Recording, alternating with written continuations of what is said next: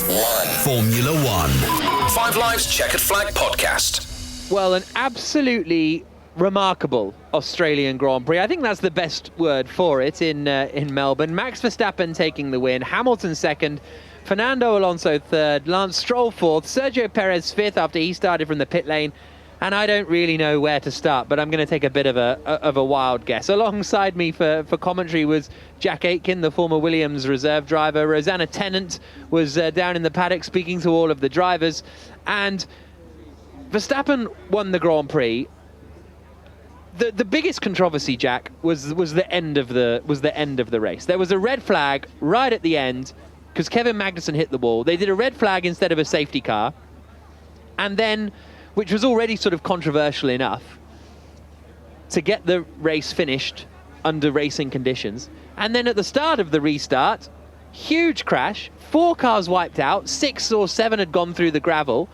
So then they red flagged it again, and then we waited half an hour in order for the drivers to drive around behind the safety car and win the race. It wasn't a great look for Formula One, potentially. Yep.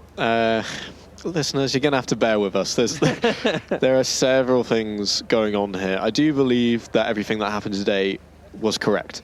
And as it should have done, the FIA did what they should have done, and the race finished as it should.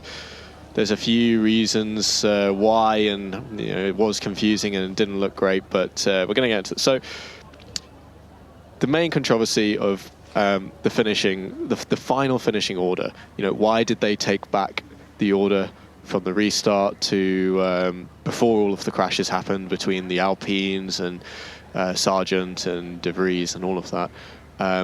That was because the FIA felt the red flag had come out so quickly after that. I think it was in turn 3 or turn 4 that they flew the red flag. They couldn't be confident that cars hadn't completed all of their overtaking maneuvers. There were still cars going through gravel traps, and generally racing was still happening. And even though they have access to the microsectors and they can tell by timing who is ahead, that obviously doesn't tell the whole story, because if someone's up the inside and has the position in terms of track position, but they're slightly behind on that microsector, it'll show them as behind, yada, yada, yada. And Lance Stroll was about 50 meters off the track in the gravel trap. So what position do you put him in? Because there's no microsectors out there. So they chose to do what they felt was best, which is to take the results from the last known position on track, which is effectively when they took the start. Hence why they went back to the previous restart order. And then because they had completed that lap, even though the red flag flew, they came back to the pits, crossed the timing beacon. It was then the final lap of the race. The only option they had was to finish the race under the safety car, because you can't just say 3, 2, 1, go and let the cars go out of pit lane and resume racing. So following the restart order, they had to, go back on the safety car, cross the line with the checkered flag, and it was ceremonial, effectively, with just missing the cars that had DNF'd and couldn't be put back in position. So I hope all of that made sense. As you say, the main losers there were Alpine, but also Sainz, because he received a penalty for something that happened in that 1/3 of a lap when he tagged Alonso into a spin. And I understand that can be confusing, because people are asking, well, did that racing even happen? Because we just effectively took the positions back anyway to before the restart. The racing did happen. The distance happened. It was recorded in the race. We completed that lap as expected. You are still liable for being a safe and responsible driver and following all of the sporting regulations, even if, regardless of whether the lap counted or not. Because, under a formation lap, if Sainz steams into the back of Alonso, he's still going to get a penalty for that. And, I can understand it's confusing, but basically he broke the rules. Whether or not they took the positions back, it still deserves a penalty, and that's why he had his 5 seconds. It just so happens to be extra harsh because of the rolling restart, having all the cars bunched up, so that 5 seconds translated to putting him well outside of the points. Well, we'll get more stuck into all of that in a minute. But I didn't mean to go through everything. No, I liked it. That's all. Thank you for joining us. Rosanna, I think one thing we can say is Max Verstappen won the Grand Prix, and he fully deserved to win the Grand Prix, Rosanna. There was no doubt about that. Yeah, factually correct. I think that is a truth that will last. There won't be any changes to that. I do think he was struggling at the start, so there's obviously something going on potentially with the Red Bull car. But yeah, the rightful winner.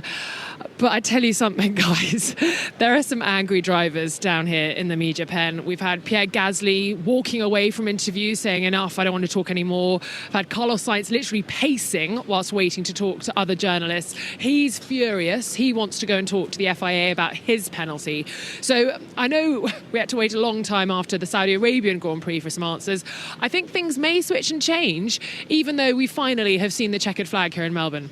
So let's hear from our race winner, Max Verstappen. Yeah, it was very chaotic today, a bit of a mess, to be honest. Especially the second red flag, I think that was really unnecessary today. That could have easily been solved with a virtual safety car or a safety car at most. But yeah, we got that red flag, and then you basically create even more trouble, because then you go out on very cold tires, the safety car is driving super slow, and you arrive, to the grid with stone cold tires, and you could see everyone in turn 1 was having a lot of trouble, and especially the cars in dirty air. They, nobody crashes on purpose, but everyone went wide or had a touch, and yeah, it was just very chaotic. I just wondered, are you pushing it as much as you can, or are you slightly holding back so that the head honchos don't kind of put you at a disadvantage come later in the season? I mean, I think anyway, there's nothing really they can do. I mean, we just try to do the best we can, right, with the development of the car. But it's also about pace management, because we didn't really know. I think no one really knew how long that hard tire would last. So it's about just bringing it home, because we had a bit of pace, I think, over the others. And yeah, there is no need to try and gain half a second a lap and destroy your tires to the end. So because you never know, like a safety car can happen, red flags. Like we had today. So yeah, it's not necessary to risk all that. And just going back to that very first start, if we can remember that far back, it seemed like you had a little bit of trouble getting away. I was a bit worried then when we had more restarts that you were going to suffer. Is there a clutch problem underlying? No, we just didn't have a good start. Probably not the right. We didn't choose the right procedure. I was just quite cautious as well in the first lap. I didn't want to risk getting damage, and the cars behind me, they were really aggressive, which fair enough. They knew they were not quick enough, so the only chance they have is lap 1, and they took advantage of that. I love that. So the only chance to get you now is on a start? At the moment. We don't know what's going to happen in the future races. So Verstappen victorious, his advantage at the top of the championship. I'm just covering off the Verstappen championship stuff, first of all. So Verstappen victorious at the top of the championship. His points advantage goes up to 15 points now over Sergio Perez in the standings. A good day for Verstappen. Perez did a solid enough job to come back through and finished 5th. On the Checker Flag podcast yesterday, we all had our guesses, and I can't remember what we guessed. I think we were 6, 7. You said 7. Oh, I said, all right, Rosanna, I'm trying to get it right. Mate, what did you say? At one point he was in 7th, and I thought, oh my goodness, Jack's going to get this right. And I even said to producer Joe, remind me. Yeah. But he actually did even better. Yeah, and so that was a solid enough performance from Perez to come through the field and finish in 5th. Keeps the championship kind of alive-ish. Yeah, I mean, he did a good job considering everything. It was a bit of a nightmare weekend for him until the finish of the race. I mean, he didn't quite have the pace to storm through the field as we saw Max do in Jeddah. But yeah, he picked off the people that he could. He had a relatively clean race, and he managed to not have any more lockups as he did on Saturday. So I think he'll be happy with that. It could have been a lot worse. He said the car felt way better today. So whatever they did overnight has fixed it, supposedly. Well, we'll see what he can do in Baku, a race where he's won before in a couple of weeks' time. That's the sort of championship front covered off, because I felt like we needed to cover that off, and now we can really get stuck in. Let's hear from the two angry drivers, shall we? Carlos Sainz and Pierre Gasly. They spoke to Rosanna earlier on. I don't have anything to say. I'm just extremely disappointed, and just want to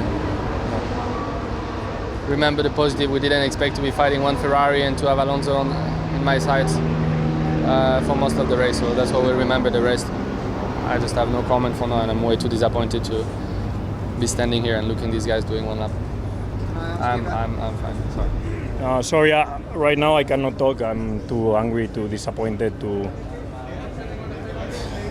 I just cannot say anything. I prefer to go to stewards, get the penalty away, because I don't think I deserve it, and it's the most unfair penalty I've seen in my life. So I will go first to the stewards and then come by. I just need to come to a TV pen because if I don't come, they put me another penalty. So.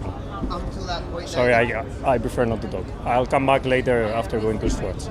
So both are fuming. Let's try and work this out then. So let's start with Gasly. Gasly's fuming because he started, he was running fifth the kind of whole race, was fifth on the restart, to be fair, he made the mistake at turn one, went in too deep, came back on circuit and wiped out his teammate Esteban Ocon. So does Gasly actually have grounds to be angry, Jack? It's a response, isn't it, in part. He knows that without knowing exactly who's to blame, I'm sure we'll get into that in a second, he's just hit his teammate and driven them into a wall, at least partially, and taken them out of good positions. A really good race for him up until that point, thrown away at the last minute. So, of course, you're going to be massively upset. And in his opinion, the race should have finished behind the safety car, and he should have just finished fifth, and that's fine. So this is something that we were discussing on air at the time, isn't it? F1 is used to safety car finishes, and that's part of the problem. The drivers haven't really acclimatized to the new world of creating these restarts for the fans, for the show, for the entertainment. And as such, they're like, well, why did they do that? But these are the new rules. This is the new operating procedure for the FIA. It has been known for some time. So I think Gasly, unfortunately, doesn't have a huge amount to be upset about. Maybe in terms of the driving of others around him or what have you, or Ocon's part in the crash. But I think the FIA were completely justified in setting that restart. Rosanna, was the last 4 laps more entertaining than if it had finished behind the safety car, or less entertaining? I think we spoke about it during the race itself, that there's a spectacle to put on. It's the greatest racing spectacle on earth, isn't it, Formula One? The fans have come here in their hundreds of thousands. They deserve to see some racing. I think none of us expected it to go like that. The drivers were just incredibly racy, which is probably what the fans will remember. They'll go home and say, we saw like 3 starts, it was mega. So I don't know. I think I see what Formula One were trying to do, but it's written some headlines, hasn't it? And here we are chatting about it. You can't blame the FIA for all the drivers wiping each other out. No, exactly. No, of course. Yeah. I think everyone needs to remember that just because the restart went the way it did, that should not affect whether or not the restart should have happened at all. That's punishing based on consequence versus action. And the FIA's action for me was completely justified. And like you say, Rosanna, people are going to go home. They're going to remember this race for years. I mean, what a finish. It's incredible. I mean, disastrous for some drivers. And in sporting terms, perhaps the finishing order wasn't the exact order of who was best on the day. But that's not sport. Stuff happens. Well, Carlos Sainz, then, we heard him being very angry with Rosanna. Well, not with Rosanna specifically, but... He wouldn't actually talk to me. He'd only talk to the person next to me. Oh, really? Who was next to you? Well, Lawrence Barretto, so we've taken his fair answer. Enough. Yeah, fair enough. Well, yeah. But he really did. He didn't want to talk more because he said, look, I can't talk about it. I need to go to the FIA and I need to get some answers because it's just not right. It's so unfair. Yeah, and his anger was that he turned around Fernando Alonso at the first corner, spun him around, and then got a 5-second time penalty, which sort of seems appropriate in one way. If you hit a driver and spin him around, you get a 5-second time penalty. But his anger was, well, firstly, I think he sort of didn't think he deserved the penalty generally, I would suggest. Yep. Because his argument was, no, this isn't fair, I need to speak to the stewards, blah, blah, blah. So he would feel that he didn't do it. But wouldn't you think his sporting director, Laura Mekies, would be on the phone to the FIA explaining what had happened on behalf of Carlos? Well, and the biggest issue was it doesn't just drop it. A 5-second time penalty is basically designed to drop you a position, right? So if you're ahead of someone and think back to Vettel and Hamilton in Montreal 2018 or 19, when, Vettel got the 5-second time penalty for keeping Hamilton behind illegally, and that just swaps the places because the gaps in F1 are big enough that just swaps the places. But because everyone's behind the safety car, Sainz goes from 4th to 12th. So he sort of had double anger, I suppose. Yeah, I think, again, I'm going to... I think that is the minimum penalty that the stewards can give him during the race. So, there wasn't an option to do a grid drop penalty or a place penalty because the race was still ongoing, and that is the minimum that they can do. It's out of their control in that sense. And they're behind the safety car, so you can't say let Alonso go through because you're not allowed to overtake behind the safety car. Exactly. And Alonso at that point, exactly. And there's been so much backlash for stewards in the past 2 years for saying, wow, it's taken 3 hours for this decision to come. Not the last 2 years, the last 2 weeks. Well, exactly, yeah. Saudi Arabia with Alonso. Exactly. And, there has been a push for stewards to make decisions more often during the races. That's what they're doing. It is a very unfortunate consequence that Sainz had to take the penalty in those circumstances, which magnified the penalty. But I think, really, if you want the penalty during the race, that is kind of the best that they can do. Whether he deserved the penalty, it's a hard one. First lap of a restart, you should normally have a little bit more leniency. And Alonso took a wide line going through turn 1 and was coming back at a more acute angle than Sainz, and it was very difficult for him to avoid it. He was probably more to blame than Alonso or the determining factor in that crash. So I guess you could say it's his fault. He deserves a penalty. But on the very first corner of the first lap of a restart, it seems a bit harsh.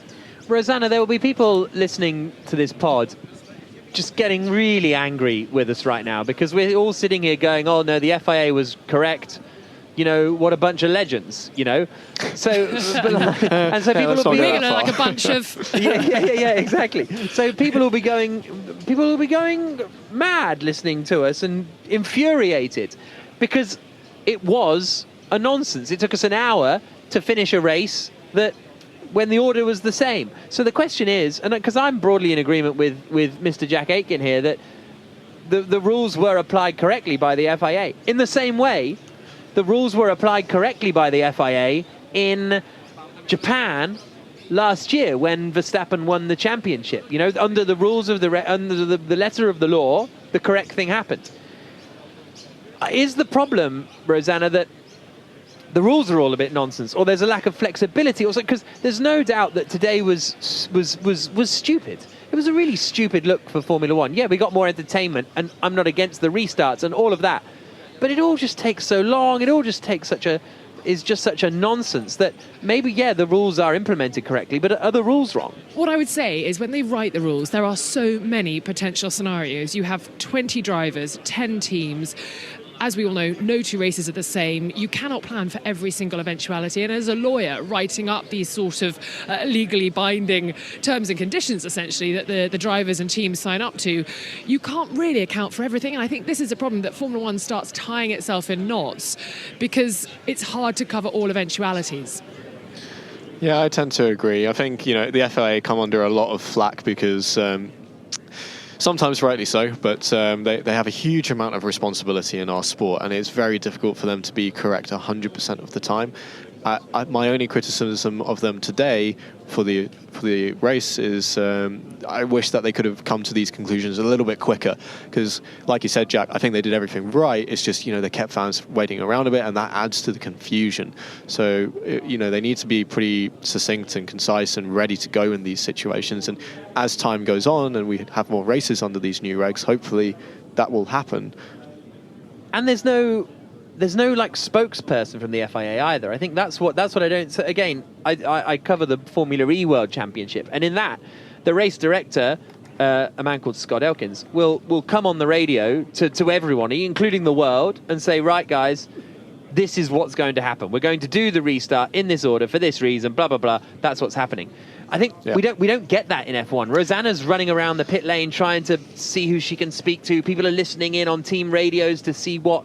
It feels like today would have been a much simpler process if someone from the FIA had said at any point what was going to happen. Absolutely, 100% agreed. Thank you. Right, I think we've kind of covered off that start, as it were, or that restart at the end. So maybe we will discuss the rest of the Grand Prix when we come back in a few moments' time. We'll hear from Hamilton, Alonso. We'll discuss George Russell taking the lead in the early stages. Did Mercedes make a strategy error? Plenty more questions to come here on the Chequered Flag podcast. Lewis Hamilton finished that race in second position. This is what he had to say after the Grand Prix. Lewis, congratulations. What a race. I mean, how did you stay on top of everything that was going on out there? I mean, it was kind of, I've been doing this a long time, so it's kind of textbook really. But I don't know, just stay composed. I really felt, being in shooting range of a win is something I've not had that in forever. So that really felt like I could smell it and I could feel it was just right ahead of me. But of course, I knew that it would be really hard to beat Max. So my goal was really to make sure that I finished ahead of. I think I was as quick, if not quicker, than George. Unfortunately, he didn't finish, but I was having a good race with Fernando, who was always so quick at the starts. So it was just about keeping him behind. You were one of, I guess, the lucky ones, I'm going to call it. I know you worked hard for it, but there were some unlucky people today who found themselves on the wrong side of the FIA's decisions. What do you make of, just in terms of the restarts, the red flags, do you agree with all the decisions that were taken? Oh, I don't know what decisions were taken. So, I mean, in terms of red flags, I've not really looked into it. I just go with what I'm told, So, did we need red flags all the time? I need to look back at it, and I couldn't really say. I was really surprised. I mean, he was last at the end and then ended up right behind me again. So I was like, how the hell did that happen? But as long as we kept our position, that was all that mattered for me at the moment. Hamilton, Rosanna, delighted. He hasn't been this happy over a Grand Prix weekend in a long time. No, absolutely not. And he said to us yesterday, didn't he? I've been waiting for this moment. I've been training. I can't believe I finally got the car to feel alive. And here he is on the podium.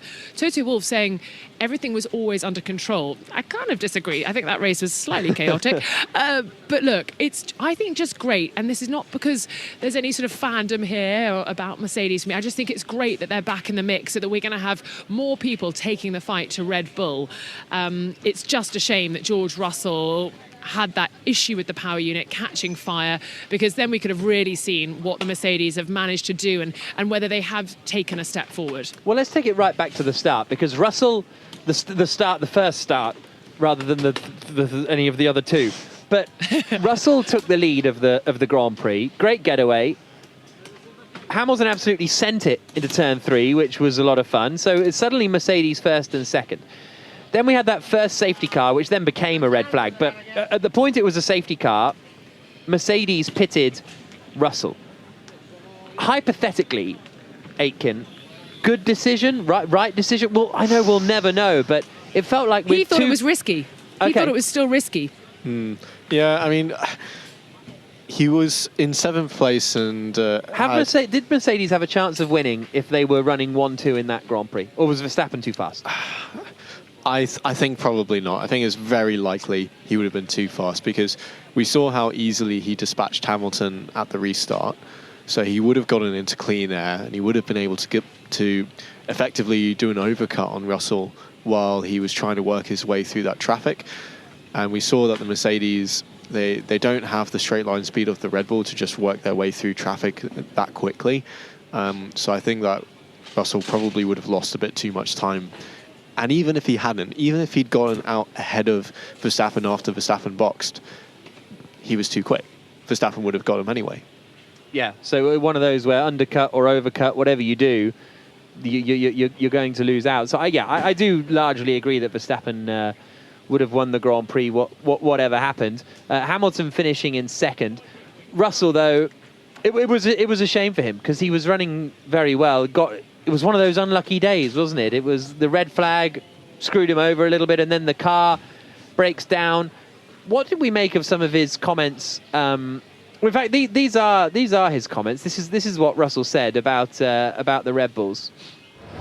For sure, they're holding back. I think they almost embarrassed to show their full potential, because the faster they seem globally, the more that the sport's going to try and hold them back somehow. So, I think realistically they probably have 7/10 advantage over the rest of the field.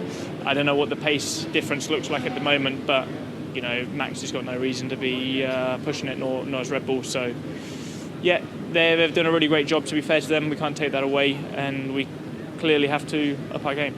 So Russell saying there that kind of suggesting, Rosanna, that Red Bull is sort of sandbagging a little bit so they don't get penalised. I mean, that's an interesting thing to chuck out there.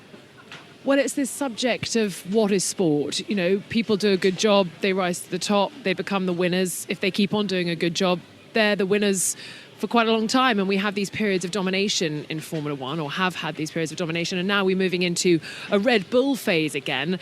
And I think Mercedes are questioning whether Red Bull are actually holding back so that they don't become penalised at some point in the season by FIA, by Formula One.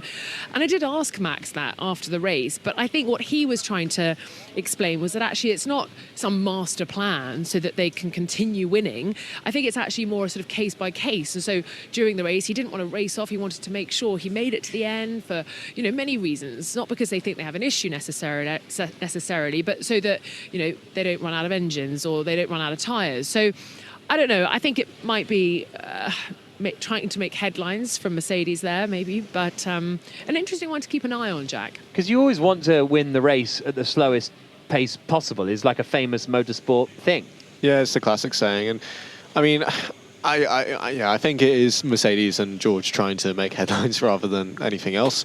Although, you know, there are valid reasons why Red Bull might do that. It's not, you know, Formula One doesn't artificially reduce or increase performance for teams based on results, but they kind of do because, yeah, like you said, Rosanna, in periods of domination, they will try to level the playing field as much as they can in the interest of the sport. And the new wind tunnel regulations and development. Oh, yeah, that's true. I suppose they can't. Well, yeah, but it's not the same. Not based on how much you win the race by. So, no. Yeah. Yeah, exactly. You're either first, and if you're first by a minute or first by 1 second, you would still get the same amount of wind tunnel time. So yeah, a shame for Russell. Fernando Alonso finished in third place. This is what he had to say.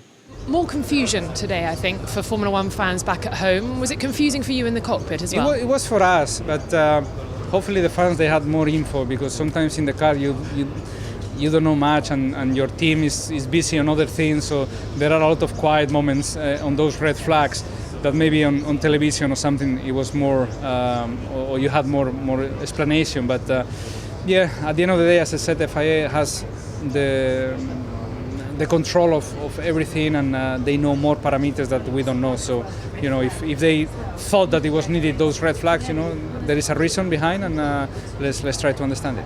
And that moment between yourself and Carlos Sainz, do you think he should have got a penalty? Yeah, I mean, it was on the harsh side for sure. I think on the formation lap, especially when you are behind the safety car, it's very difficult to put heat on the tires. So in lap one, there are always tricky moments. No one is trying to push or to hit anyone, you know, in the first corner. If you ended up there, it's because of casualty. So I think it was very harsh. Another very happy man, Rosanna. We really, in the pen today, you experienced the highs and lows of humanity. I've been through it, I tell you. I feel like I was in a cockpit today. The only difference is I'm not covered in brake dust. No, look, I think Fernando Alonso's obviously super chuffed to be on the podium again. He's going to be one of those drivers that, if there is a certain amount of debate about how the FIA manage races, he'll be one of those knocking on the door to be involved in those conversations. He's so astute and reads the races. They all do, but it seems that Fernando's always fairly outspoken on it. So I'll be interested to see what happens when we head into Baku. Now we've had 3 races. Maybe Aston Martin have a better read of their car, because coming into the Australian Grand Prix weekend, Fernando was saying, look, we've only had 2, we've had a sample of 2, that's not enough to tell whether we are really in the mix for the championship. I think now you have to put them as podium contenders for every race, surely.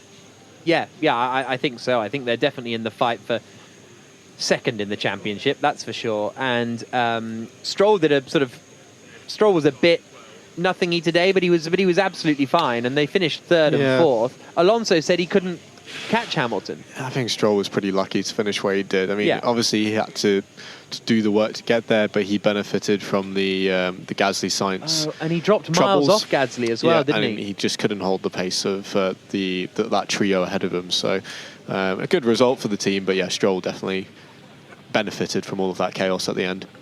Perez came through to finish in 5th place. McLaren, 6th and 8th in the end. Norris and Piastri, where did that come from? Piastri's first World Championship points. At home. At home, yeah, exactly. What circumstances to take them under? I mean, probably not the way that he would have hoped, but he had a good race, and as did Norris, and they showed good pace. The raceability of that car looks very tricky. They don't look like they've got a huge amount of straight line speed, but the outright pace was not bad today, was it? I tell you, someone who lost out through all of that was Yuki Tsunoda, because he was, as he was telling everybody who'd listened in the media pen, running P5. And I'm actually just watching him leave the garage at AlphaTauri now. He's got a smile on his face, but I think he went from P5 to P10, and he just said it was such a shame. So off Yuki goes with his trainer, Michael Italiano. But I think Franz Tost, I imagine, won't have as much of a smile on his face as Yuki still does. I imagine he's fairly annoyed with how it all shook out. Yeah, 10th place for Tsunoda. I mean, they really struggled, the AlphaTauri squad, but a great result for McLaren, and Norris finishing in 6th position. Magnussen had the weirdest. That's one of the weirdest F1 crashes I've ever seen from Kevin Magnussen. It's like he just drove into the wall, and then he told Rosanna he didn't even feel it.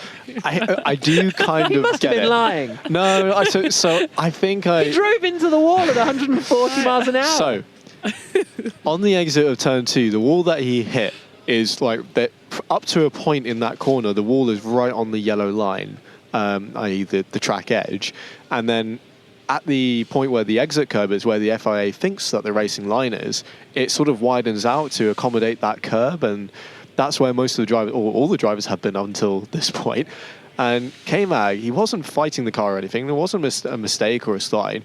He just kind of drifted out a little bit earlier on the exit of turn 2. Clearly wasn't looking there, or maybe didn't even know that the wall was closer at that point on the track. And yeah, just clipped it with the rear wheel, and it completely ripped apart the rim, and the tyre flew off immediately. So it looked very dramatic, but I can imagine him sort of thinking, oh, what happened there? It was bizarre though. And it caused everything that then followed. Yeah, exactly. He started it. He started the whole thing, did Kevin Magnussen.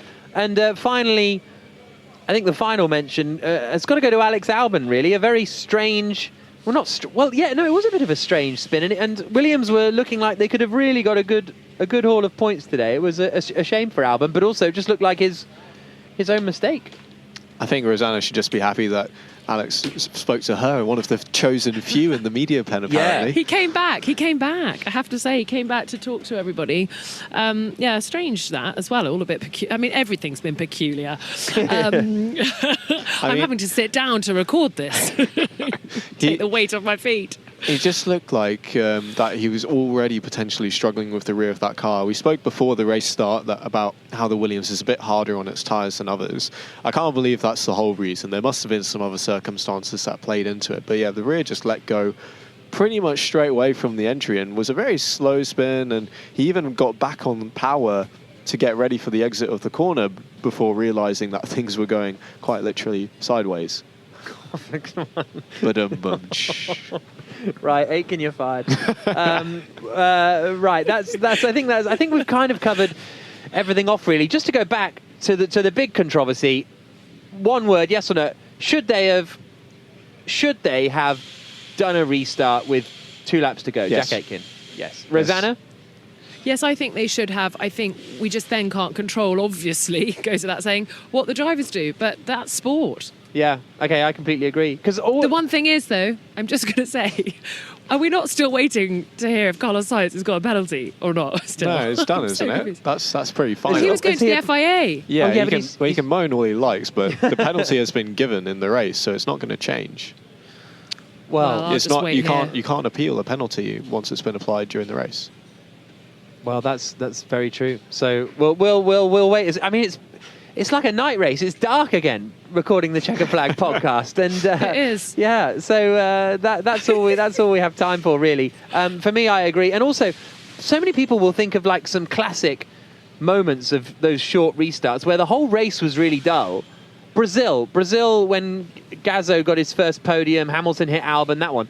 That was a really boring race. Nothing was happening until there was a 2-lap sprint to the finish. And everyone thinks it was great. That Baku one, everyone thought that Baku race was great. but it was just Verstappen dominating until he had a puncture, and then there was a 2-lap sprint to the finish, and everyone suddenly loved it. So Yep. I think the late restarts are absolutely fine. I think it's good to try and get the racing finished under green flag conditions. It's just a shame all the drivers crashed into each other. And a shame that the FIA still haven't got a handle on communication. Yeah. Like, if they could just communicate to the fans and all of us what is happening and be clear about the regulations and a little bit quicker, I think that would do so much for the sport. Yeah, completely agree.